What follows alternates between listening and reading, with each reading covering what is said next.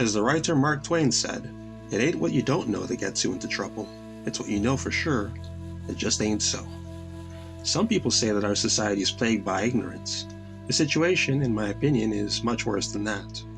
Our world is plagued by what, for the purpose of this video, I will call unknowledge. Where knowledge is information accountable to scientific analysis and evidence, unknowledge is information provided that isn't. It's not as if false information hasn't always been with us, but the opportunities opened up by the internet for mass communication means that more information, true or untrue, can fill the gaps in people's knowledge than has ever been the case before.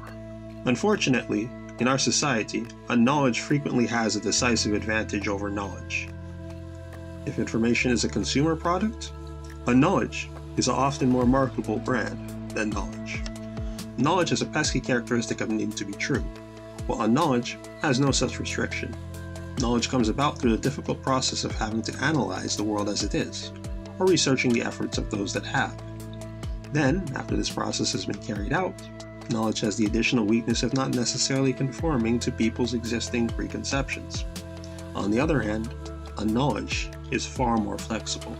To the extent that its production comes from researching the world as it is, this effort is aimed almost entirely at fitting within the perceived notions and identities of those whom it is marketed to, which is essentially always going to be a cheaper production process than what it takes to produce real knowledge. Unknowledge is therefore simultaneously more friendly to the consumers of it and its producers than knowledge. The main advantage that knowledge has over unknowledge is that since it has the capacity to reflect the world as it is, if put to the test of reality, it should eventually prove itself right, while unknowledge, facing similar tests, will prove itself wrong. Unfortunately, there are several problems that ensure this advantage very frequently doesn't end up coming into play. One is that knowledge has a way of being time sensitive, either because reality itself has changed, for example, crime statistics being one level one year and another level the next, or because future discoveries result in the recognition that something was missed in the previous production of knowledge that leads to it becoming itself a knowledge. Ironically, that means knowledge can be recycled into a particularly potent form of a knowledge due to its legacy of once being true. Two related issues that make it hard for knowledge to endure over unknowledge is applicability and falsifiability. If a recipe for food is created that leads to food poisoning, that unknowledge will be quickly revealed for what it is, giving knowledge an advantage over unknowledge in that circumstance. If, however, you cook a type of food that increases your chance for illness later on, it might take a while for this reality to come into play, crossing over to the issue of falsifiability, where it's difficult to determine that that meal was to blame for the sickness in the first place. One consequence of this is that unknowledge tends to have a major advantage over knowledge when it comes to big social issues that are neither directly affected by or affect individuals. The ability then for unknowledge to mold itself exactly to the preference of the people it's being marketed to gets to play out as a huge advantage over knowledge. Social media and its structure acts as an additional accelerant here. It becomes possible through very simple measures like watching click-through rates and watch time to funnel people into rabbit holes of unknowledge. Information of any sort is an empowering thing. It makes people feel better about their world because it appears to make it more understandable. It follows then that information, specifically tailored to repeat the existing notions held by people, can feel even more empowering because it affirms the recipient as they are instead of challenging them. Then, when social media funnels like-minded people into groups, that group confirmation bias becomes an additional multiplier. As people become surrounded by people that insist that you're correct alongside them, this process, compounding and reinforcing a knowledge, is so strong that it becomes possible to override the advantage that knowledge has of actually being true in circumstances that have high applicability and low falsifiability. As a matter of fact, these very moments when reality intervenes becomes part of a reinforcement cycle. Since unknowledge has become a binding element of communities and people's own understanding of themselves, accepting reality becomes an existential attack on people's self-conception, which they then fight back against in what feels like a real matter of self-preservation. So it is then when fools fall for lunatic prophecies and prescriptions come from the mouths of individuals that any external rational party would instantly identify as grifters, their adherents will double down on belief in their prophetic legitimacy, even in the face of those prophecies failing. Indeed, the flexibility of unknowledge makes it very easy for these people to frame it in ways that maximize unfalsifiability. Things can be said in ways that can be interpreted before and after prophetic failure entirely differently to make it easier for the mark to dodge reality colliding with their self-conception. This is a trick of many cults, past and present. It follows then, historically, to this day, and certainly moving into the future, that the most dangerous type of unknowledge is that which wraps itself up in spirituality. Faith, by its nature, demands a rejection of reality as it's perceived. Fundamentally, it concerns itself with matters of life or death, which it then uses to reinforce claims of absolute truth, free from accountability to reality, often on apparent pain of punishment for being on its wrong side. With such stakes, it very easily winds into the core identities of those who are particularly easily misled. Now, you don't hold on to rubbish for the sake of preserving your ties to a community you found yourself in and or your ego, but allegedly in the name of your immortal soul. It is no wonder then that spiritually infused unknowledge has been such a powerful mechanism for allowing people to deny basic humanity and reality in order to carry out anything from petty retaliation for grievances real and perceived to devastating atrocities. It is why anyone who wants anything good should fight to keep this particular form of unknowledge and its advocates as far away from any type of respect or power, social, economic, or political, while relentlessly mocking its adherents at every opportunity, directly or indirectly.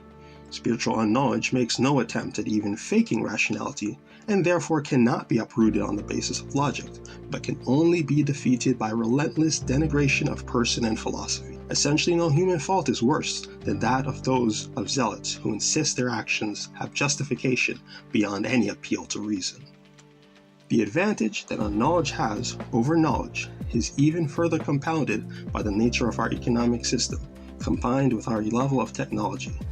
Tech giants are able to create ever more precise profiles of people's inclinations, identities, and beliefs to allow even more effective production and distribution of unknowledge.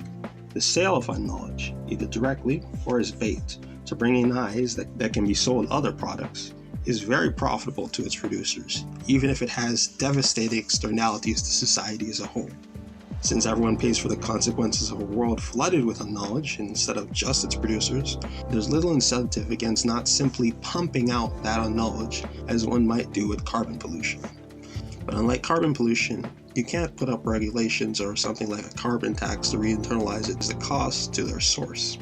To start with, carbon taxes themselves are incredibly politically unpopular, as are a lot of environmental regulations on emissions. Even if it was possible to cleanly define an unknowledge consequences tax, it'd be incredibly difficult to get anyone to agree to such a thing. But as it turns out, it'd be basically impossible to design such a thing anyway. Furthermore, any and all efforts to attack misinformation means regulating speech. In some cases, this can be a clear-cut thing, and in others, not so much. But in all cases, it means empowering the people who are already sitting on the top of our unknowledge-flooded world with the power to determine what to restrict.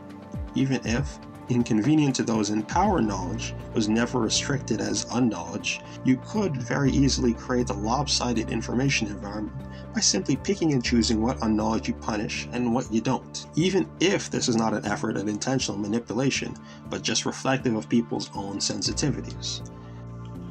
The ultimate way to create an enduring incentive away from unknowledge and the society destruction it causes is through the single most effective means of cost internalization that exists, making the people who feel the consequences of unknowledge production one and the same with those who own the production of our information environment. That means some form of social ownership of our information systems, ideally at the global level. What that even look like is far beyond the scope of this video, but I hope everything I've outlined makes it entirely clear that aside from constant personal vigilance against unknowledge, there really isn't any credible way of systematically reversing our world drowning in unknowledge, given the technologies that exist and the incentives that are in place. With that, we can recap the central points of this video. False information, unknowledge, taking up gaps in information, is far more dangerous than simple ignorance. Unknowledge has a decisive advantage over knowledge because knowledge has to reflect reality, while unknowledge just has to reflect what the recipient wants to hear. The main advantage that knowledge has over unknowledge is that it can survive the test of objective reality. But this test rarely comes into play, and often when it does, the people who believe in unknowledge just double down on their position, because to do otherwise would mean rejecting the communities they found and any empowerment they felt within themselves as a result of embracing that unknowledge. Spiritual unknowledge is especially dangerous because it by its nature demands reality rejection, and that going against it can be claimed to have supernatural ramifications, which is an effective way of wedging its way into the importance of some people's identities. Our technology vastly enhances the advantages that unknowledge has over knowledge. Our economic systems reward cost externalization, making this matter worse, polluting our world with unknowledge and its consequences. Regulating against any type of pollution is usually a mess, never mind something as complex and a moving target as truth. And anyone that would receive the power to decide what to regulate and what not to regulate would be themselves people who rose to the top in our unknowledge-flooded information system. Lastly, while personal vigilance helps, ultimately the only way on a systematic level to squeeze out unknowledge is by making society itself the owners of our information systems, so that people that have to deal with the consequences of unknowledge are one and the same with those who own the formation of our information systems. With that, we have the conclusion of this video. Please like, share, subscribe, and comment.